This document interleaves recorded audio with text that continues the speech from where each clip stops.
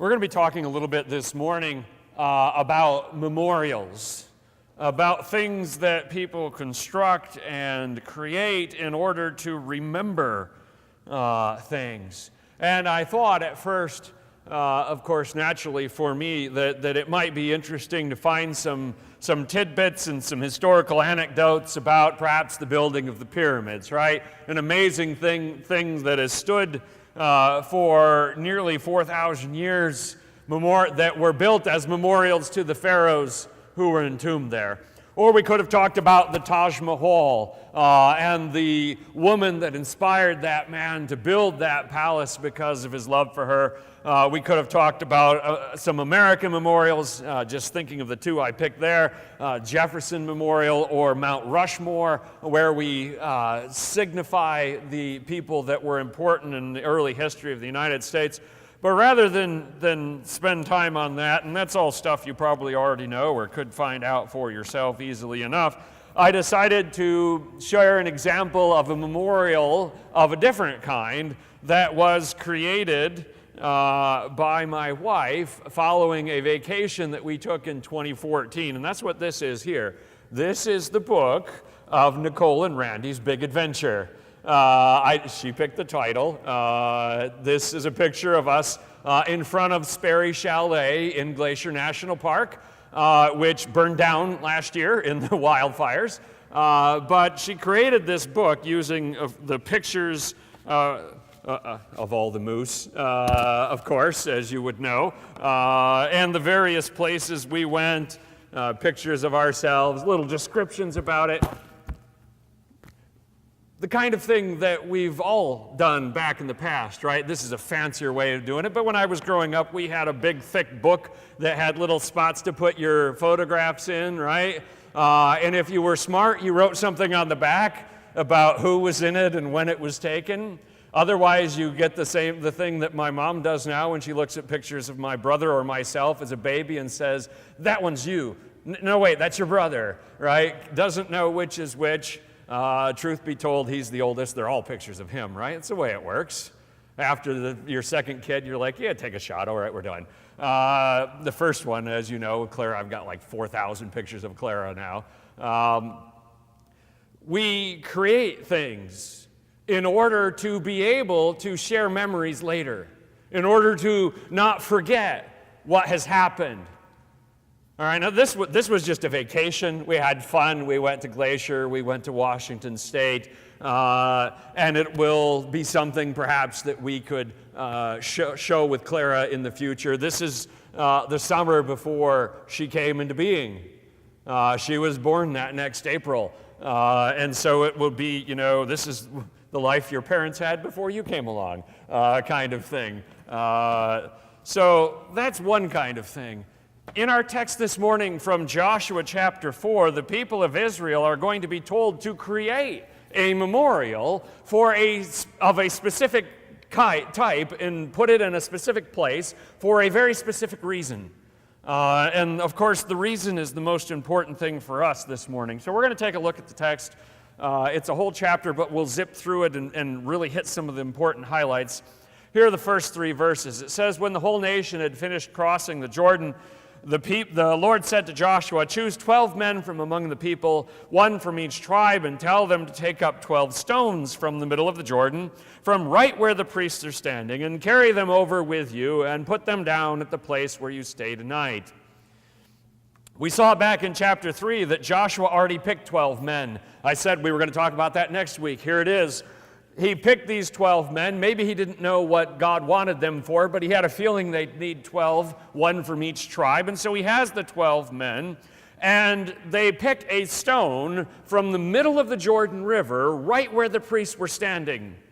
Now, river stones are river stones, right? You can't tell the difference between one from the middle, one from the side, one from upriver, one from downriver. They all look alike. Why pick one right from where they were standing? Of course, it has symbolic value.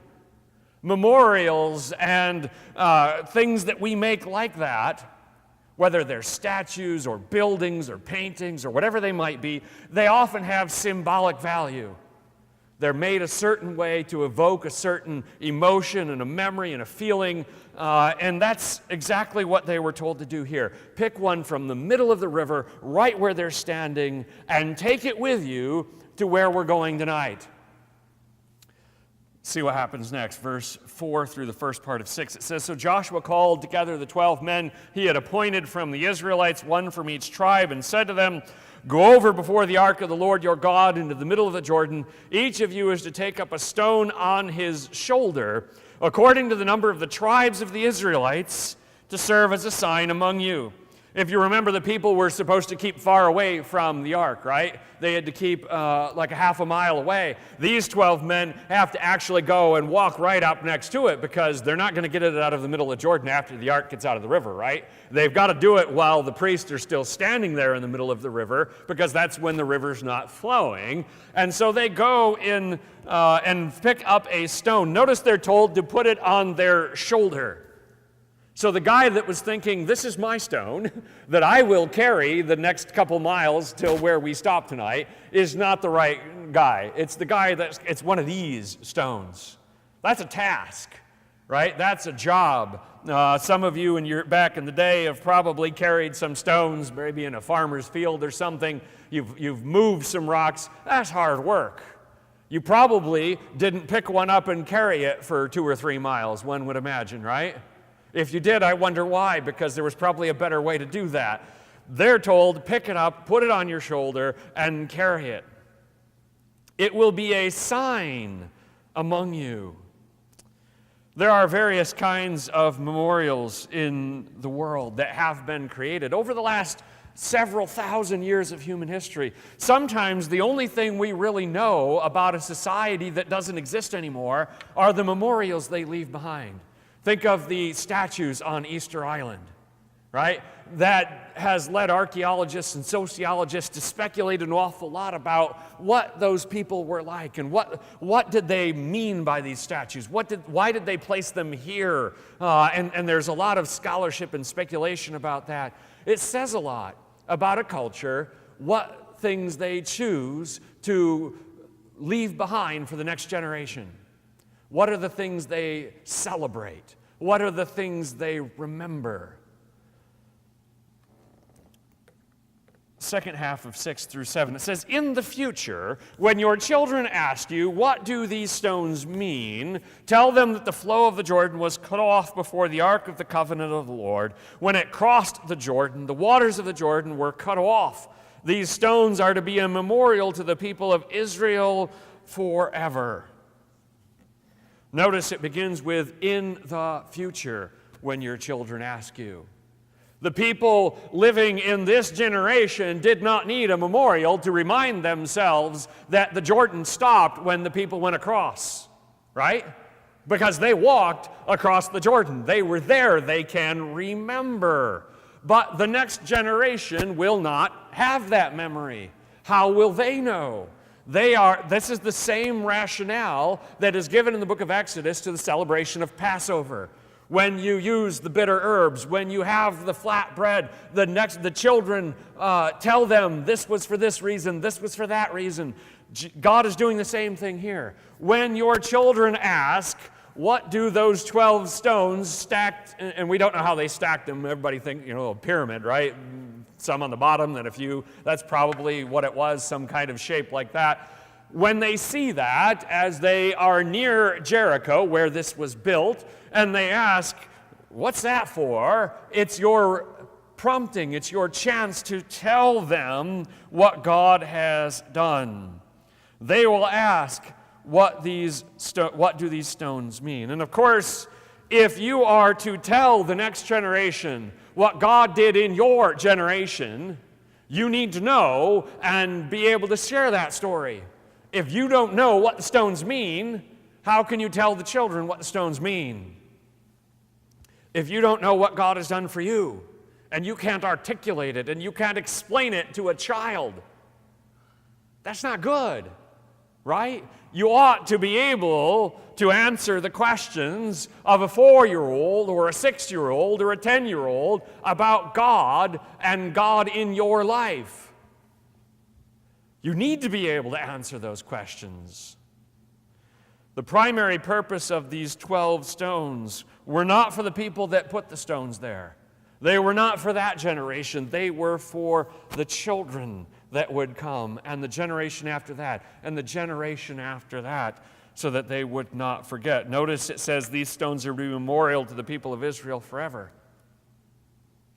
This actual memorial doesn't exist anymore, as far as we can tell. Nobody's found, it was just 12 stones. It would be easy for it to be lost in the sands of time and whatnot. But the stopping of the Jordan is remembered because it was written in the Scriptures. It was memorialized with this monument, but it was also memorialized in the Word of God when Joshua wrote these things down. And so it was not forgotten. And when new generations ask about how the people came into Israel, they can read it in the Scripture. Verse 8, so the Israelites did as Joshua commanded them. They took 12 stones from the middle of the Jordan, according to the number of the tribes of the Israelites, as the Lord had told Joshua, and they carried them over with them to their camp, where they put them down. Joshua set up the 12 stones that had been in the middle of the Jordan, at the spot where the priests who carried the Ark of the Covenant had stood, and they are there to this day. This is, of course, just another paragraph recounting, and one of the things you notice about the history parts of the Old Testament is that the way they wrote often is God tells them to do this, and then it explains that they do that. To us, it feels redundant. We would just say, God said to do it, and they did, right? That would be our recounting. They redo the whole thing. It was just the way that they wrote history back then. But notice again, the Israelites, this is a simple task. Take 12 stones, set them up. But it's good to see that they did that, right? They didn't screw it up. Even sometimes the people of God, when given a simple task, are not up to it. They mess it up. And so it's good to see that they handled that. Notice that the author writes, and they are there to this day.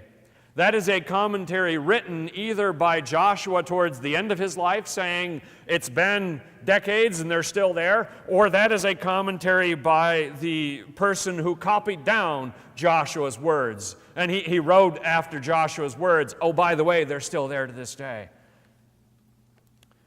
Verse 10, now the priests who carried the ark remained standing in the middle of the Jordan until everything the Lord had commanded Joshua was done by the people, just as Moses had directed Joshua. The people hurried over, and as soon as all of them had crossed, the ark of the Lord and the priests came to the other side while the people watched. So this is the finale. Remember in chapter 3, they were crossing the Jordan, but the chapter ended with them still standing in the river. So now we're seeing the end of it. We're kind of backing up a little bit and reminding ourselves what happened when they finished coming across the Jordan. Verses 12 and 13. The men of Reuben, Gad, and the half-tribe of Manasseh crossed over ready for battle in front of the Israelites as Moses had directed them. About 40,000 armed for battle crossed over before the Lord to the plains of Jericho for war. If you remember, those 2.5 tribes are asking for land on the eastern side of the Jordan. They said, this is good pasture land. This is where we want to stay. But Moses told them, well, if you're going to do that, you have to send men to fight alongside the other tribes. You can't just abandon your brethren. And so they went first. They were the first one crossing the river. There was, of course, the possibility that the army of Jericho might marshal and say, they're crossing the river, it's vulnerable, attack them now. River crossings, seaborne invasions, they are very key times for a defense to attack. We know that from D-Day. We know that from a lot of other historical examples. They didn't attack. As we know, the people in Jericho were terrified. They were hiding behind their walls, but they might have. And so these 2.5 tribes worth of men of fighting age went first and were prepared. Verse 14, that day the Lord exalted Joshua in the sight of all Israel, and they stood in awe of him all the days of his life, just as they had stood in awe of Moses. We know that God promised to Joshua that he would do this for him. Here we see the beginning of that. We know that Joshua was a great leader. He was a man of courage, a man of high character. He was a man worth following. He was someone worthy of respecting. On his own, he would have been a great leader. But here we are told that God exalted Joshua. God said it's not enough just for you to be a good leader. It's not enough for you just to be in the forefront. I will exalt you so that the people follow you all the days of your life. Notice they stood in awe of him. That's an interesting sentiment, right? How many leaders have we ever been in awe of? Just their presence, their charisma, their leadership. In this case, God said, or the scripture says that they treated Joshua just like they treated Moses. It's okay because Joshua was following the Lord. Wouldn't be good to stand in awe of someone who is leading you the wrong way, would it? Just because someone is charismatic, just because someone turns heads and people follow him, it's not always a good thing. In this case, of course, it was the best thing because he was going the way of the Lord. And so they were going that way when they were following him. Verses 15 through 18. Then the Lord said to Joshua, command the priests carrying the Ark of the Covenant law to come up out of the Jordan. So Joshua commanded the priests, come up out of the Jordan. And the priests came up out of the river, carrying the Ark of the Covenant of the Lord. No sooner had they set their feet on the dry ground than the waters of the Jordan returned to their place and ran at flood stage as before. And so here we see the end of the crossing of the Jordan. As soon as the priests left the water rushed back. That's the exact same thing that we saw when they touched the water coming in, right? As soon as they touched the water stopped flowing. There was no room for coincidence. There was no room for doubt. And as soon as that last priest carrying the ark, as soon as his foot leaves the riverbed, shoosh, there comes the water back. Everybody watching this will know that was the hand of God. It doesn't happen that closely to the moment without it being God. And so they, of course, knew that. The people were watching and remembering. 19 and 20. On the 10th day of the first month, the people went up from the Jordan and camped at Gilgal on the eastern border of Jericho. And Joshua set up at Gilgal the 12 stones they had taken out of the Jordan. That's where they camped for the night. So the men carried on their shoulder these 12 stones from the river to Gilgal, a couple miles away, depending on where the archaeologists think it was, and they set them up there. And we'll end in a moment here. We're near the end, verses 21 to 23. He said to the Israelites, in the future, when your descendants ask their parents, what do these stones mean? Tell them Israel crossed the Jordan on dry ground, for the Lord your God dried up the Jordan before you until you had crossed over. The Lord your God did to the Jordan what he had done to the Red Sea when he dried it up before us until we had crossed over.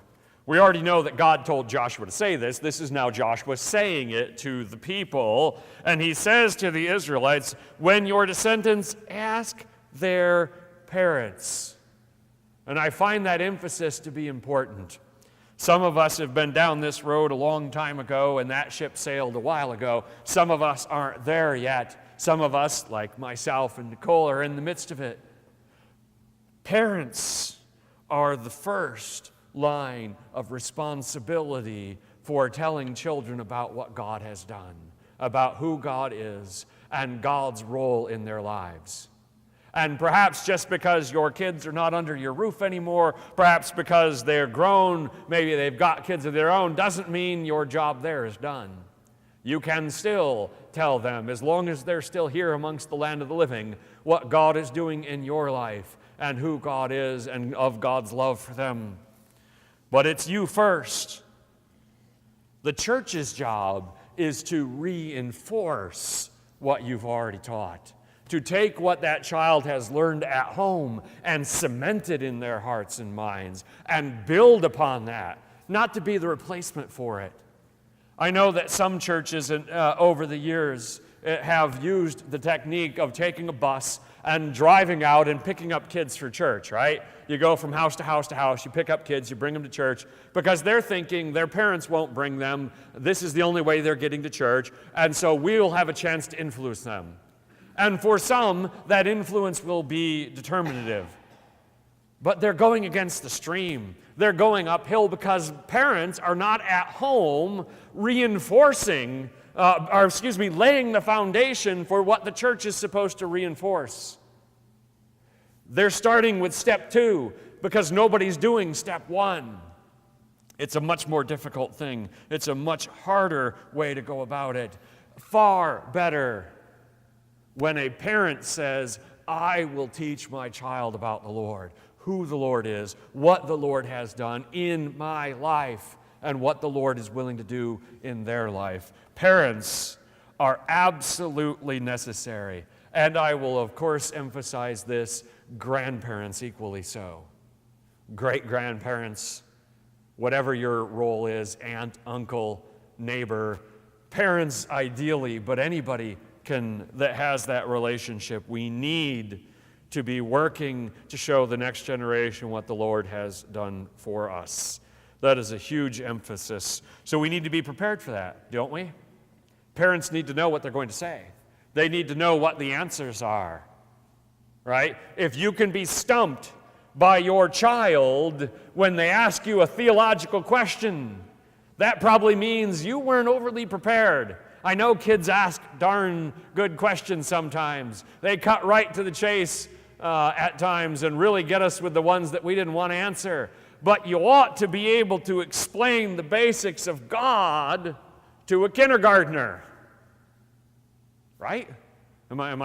You with me on that, right? If you can't handle their questions, you are the one that needs to get educated and study and learn and ask questions so that you can. And then, of course, being prepared is not enough. We need to execute. We need to be ready with those questions. And, of course, we need to have opportunities. They were asking the question when they saw the memorial. What are the opportunities in our lives, in the lives of our family, that would prompt the question? What are we doing at Christmas? What are we doing at Easter? What are we doing on a regular basis that will cause that child to say, why do you do that? What is that for? What are you praying about? Why are you reading that? Why are you going to church? Right? If we're not doing anything that prompts the question, then why would they ask the question? There is a lot on the shoulders of parents and extended family on behalf of that next generation. Notice that they are told, tell them that they crossed on dry ground. Don't tell the story like we got across the Jordan and it was no big deal. No. Tell the story the right way. We came up to the Jordan, the water stopped, it became dry ground because God stopped it. We crossed, and as soon as we were across, it went again. Make sure you tell the story the right way. Make sure you give God credit for what God has done. Make sure you give God the glory for what God has done. Make sure you tell the children how it really is. Give them the straight answer, and Joshua reminds them of that. And then he throws in a bonus. He says, don't forget while you're telling them about the Jordan to tell them about the Red Sea too. Because not only did God do this in your lives, he did something in your parents' lives too. And we need to do the same thing. Hey child, God has done this in my life, in your mom's life, but guess what? He did it in Grandma and Grandpa's life too. And for your aunts and uncles, and for your cousins. Tie it into the whole picture. Let them know that they are part of a multi-generational work of God in your family. Teach the children. Verse 24, here's where it ends. He did this so that all the peoples of the earth might know that the hand of the Lord is powerful, and so that you might always fear the Lord your God. Joshua gave the people this instruction about teaching their children for two very important and powerful reasons. Number one, that all the peoples of the earth might know, and so that the people he's talking to right now might always fear the Lord. Let's look at the first one. We know that the people of Israel didn't do a very good job of spreading the knowledge of God to other regions, to other nations, to other ethnic groups. But that was always God's intention. God always intended that the people of Israel would be an example so that other nations would say, oh my goodness, what are they doing over there? Who is their God? Look at that people and how they live. If they had lived according to the covenant, if they had followed the law, that would have happened. Their failures short-circuited the ability of other peoples to ask the question, so that all the peoples of the earth might know the hand of the Lord is powerful. Not that they might guess it, not that they might suspect it, that they might know that the hand of the Lord is powerful, that God is personally involved in the lives of his people, that God is more than sufficient for the needs of his people. What we do here is the first step to what we do out there. If we are not teaching the children in this congregation, if the church is not preparing the next generation of our own, how can we be evangelizing outside the doors? How can we be prepared to share the gospel with others if we can't do it with our own family? And so that you might always fear the Lord your God. You see, for each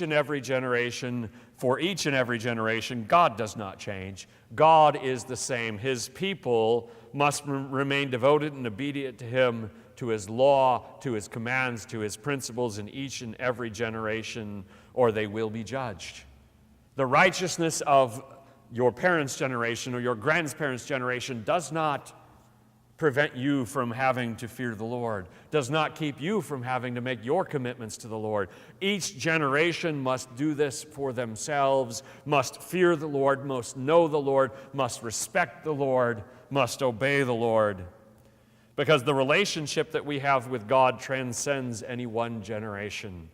God made himself known to each of those generations. Each needs to commit to the Lord as their God. You do know that every generation, pretty much since the beginning, has feared about the next generation. These kids these days, they don't respect anything. The weird things they're listening to, the crazy way they're dressing, I don't get them. Most of us are old enough now to understand that we sound like our parents eventually, right? You've had that moment, oh my gosh, I sound just like my mom, I can't believe it. And then you make that phone call, I'm sorry, Mom, you were so right. And then she laughs and laughs. I know, I've been waiting for this call. Every generation needs to know that the Lord is God. Every generation needs to make that commitment for themselves, needs to be there. God's not giving up on the next generation. Whatever we call them. They used to be Xers, now they're millennials. I don't know what they'll call the next cohort. God hasn't given up on them. Sometimes it feels like the people of the church are acting as if this is the last generation. We're not going to have another one. That's not the way it is. God is already at work amongst today's high schoolers and middle schoolers and elementary school kids and the ones that aren't even there yet. Building relationships with those kids, training them, discipling them, preparing them to lead when we walk off the stage. God is already at work doing that. Our role is to help them, to train them, to encourage them. Memorials are one way to do that. Whether they're ones in our own lives, ones in our church, teach them what God has done in your generation. 3 things to take from this text. Number 1, commemorating what the Lord has done for us is both an act of gratitude and a powerful educational tool for the future. Number 2, parents are the first educators of children about God. First and most essential are parents. And third, our efforts to know God personally and to teach the next generation concerning the power and love of God. That need we have, that desire we have, that command we have to know God and to share that with our children are the precursors to sharing God with the world. Yourself, your family, the world. You need to start in, work your way out. It's a command, it's a responsibility, and it is an amazing privilege. And it's the same one that God gave to Joshua to give to the people.